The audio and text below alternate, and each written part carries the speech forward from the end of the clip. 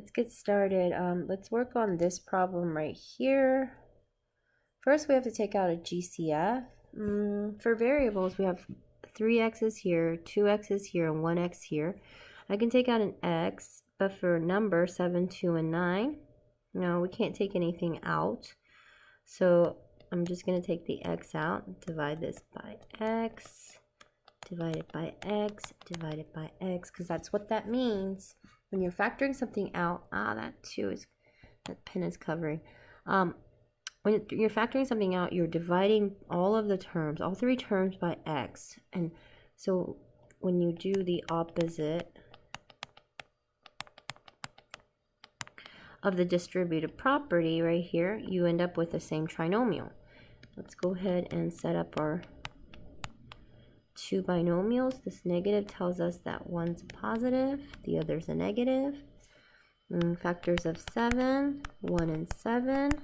And then I'm going to factor the 9, which is a C. 1 and 9, and 3 and 3. 1 and 7, I know it goes here and here. Now let's go ahead and try the different combinations. Okay, I'm going to try 3 and 3 first.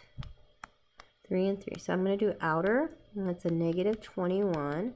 And the inner, which is a plus 3, which gives me a negative 19. I need to try to get to this plus 2.